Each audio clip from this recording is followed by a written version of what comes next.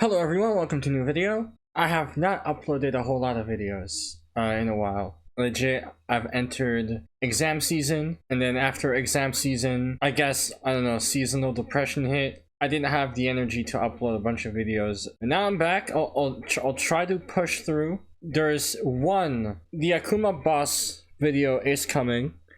I'm gonna make a video on what's happening with SNK leading up to season 2, and then I'll make a moveset showcase. Let's lock in. So a while back, SNK uploaded "Fans Know What This Means" ahead of the SNK World Championships, which also had the Art of Fighting 3 tournament, alongside the 3 games that had to qualify for a huge amount of money. It depicts the Tengu mask that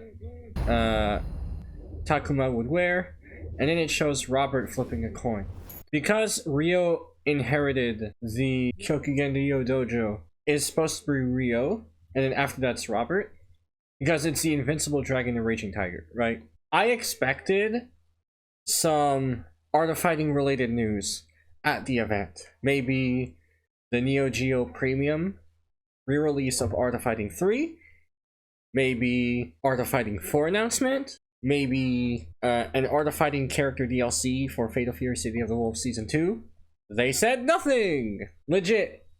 SNK World Championships came and went and nothing happened. Since then, we've had the Chun-Li update, we have the Mr. Big update, and we're expecting a January update, which has a major balance patch, the start of Season 2, so it will be Season 2 Character 1. And the major balance patch also has adjustments to system mechanics. We saw adjustments to system mechanics in the Chun-Li update when they've modified middle and end ratios to give us guts. But then recently, to celebrate Christmas, they've dropped a second Masami Obari short. Specifically a remake of the ending of the final fight in Masami Obari's Fatal Fury 2. Power Geyser!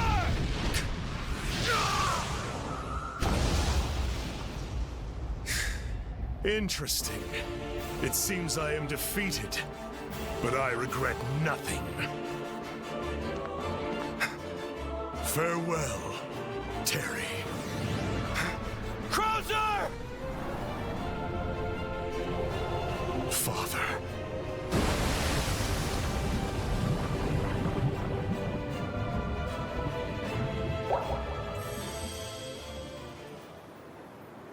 Yes, it's been confirmed. Krauser's odds of survival are thought to be high. Understood. So that's it. So a couple things. Number one, you might be wondering why Krauser doesn't have his mustache. This is specifically a remake of Krauser's death in Masami Obari's Fatal Fury 2 movie. And in that movie, he didn't have a mustache. I'm completely cool with him not having a mustache in the movie remake if he has a mustache in game. Number two, yes, it's been confirmed. Krauser's odds of survival are thought to be high. it seems they're implying that Krauser faked his suicide at the end of Fatal Fury 2. As the story goes through Masami Obari's adaptation, plus a couple official SNK story bits, like the Gato Mark of the Wolf OVA, the 10th anniversary OVA. After Terry beat Krauser, he killed himself. That's what's officially said. However, because both Geese and Krauser are descendants of the Jin clan, as stated by City of the Wolves, in the Jin scroll that Geese took from Terry's adopted dad, helped him survive a fall off his tower, it's possible that the scroll within Krauser's possession also helped him survive. That is a possibility. That is why Billy is a boss in Fatal Fury 2. After Geese quote-unquote died, Billy is a sub-boss before you fight Krauser, but Billy is in Europe to collect the scroll for Geese. Because that's how he got all 3 scrolls. The scroll from Jeff Bogard, the scroll from Krauser, and then he uses both scrolls to bait out whoever holds the final one, which were the Jin twins. So with this, right, because here's the thing. With the possibility that Krauser faked his death, it's possible that Krauser is a candidate for paid DLC. Because every DLC after Mr. Big is going to be paid. Season 1 is included with the purchase of the game. Season 2 and 3 are not. So you have to pay for those, like 40, 50 bucks each now. So that's currently what's going on. And so I want to use the release of this video to update you guys again on what's coming to Fatal Fury City of the Wolves. Obviously characters, and obviously stages. SMK said that special game mode gimmicks are specifically tied to stages. So if we want classic lane change game mode, we specifically have to play a stage that accommodates it. And in that same way, if we want to play ring out mode from Real Bout Fatal Fury SP, Real Bout Fatal Fury 1, we have to select a stage that has it enabled. Way back when, during the Hokutomaru Evo showcase, the developers alluded to maybe being able to ring out our friends. That's gonna require the addition of more stages. And also the characters.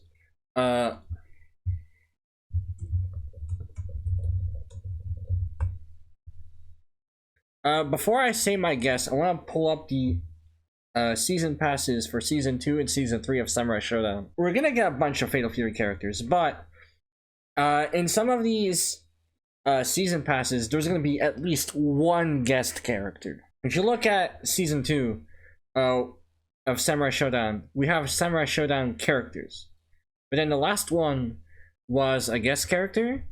In the same vein, we got friends of the Saudi prince Salvatore and guy who's not allowed to enter the US through parent company connections. Samurai Showdown had DLC related to its prior parent company.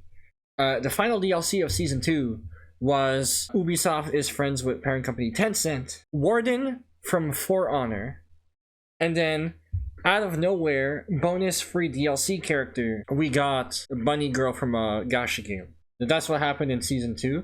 And then Season 3, we had two, like half the pass was Samurai Showdown, and then the other half was characters unrelated to Samurai Showdown. SNK guest, Hibiki Tanabe from Last Blade, Baiken from Guilty Gear. Looking at how they handled Samurai Showdown DLC, it's likely that we'll get obviously a bunch of characters from Fatal Fury, but also guest DLC as well. We already got 2 Street Fighter DLC, so I do not think we're getting any more Street Fighter, but we may get stuff completely unrelated to Street Fighter. One character I'm eyeing for SNK guest, like Hibiki, is Iori Yagami. He was already in the Fatal Fury game, Real Bout Game Boy, Real Bout SP Game Boy. There's gonna be a KOF character one way or another, and it would suck if it's like any other KOF character, and especially if it's Vanessa without Rick Stroud, because Vanessa already replaced Rick Stroud to be playable in KOF. It would suck even more if they add the Rick Stroud replacer in his own home series. But I think of all the KOF originals, I think Iori's fine.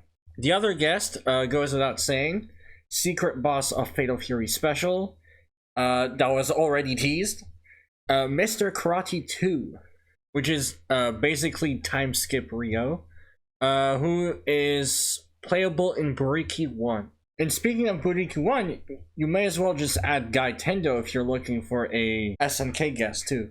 As for guests from other companies, there is one company that borrowed an SNK character, but did not give SNK their characters. There's a Million Arthur fighting game that had Iori Yagami, and Thief Arthur was playable in SNK Heroines. Capcom and SNK made the exchange, obviously, but one company did not give anything back in return, and that company is Bandai Namco. You had Halmaru in Soul Calibur, Geese Howard in Tekken, and you had Terry Bogard in Smash Brothers, which was Nintendo Sora Bandai Namco. And they did not give anyone back in return. City of the Wolf not being weapon fighting game, but like a melee fighting game, could be the spot to put in either Kazuya Mishima or Jin Kazama or Heihachi, whoever from the Tekken series. That's it for this video. Thank you guys for watching. If you like it, leave a like and subscribe. And I'll see you next time. Have a nice day.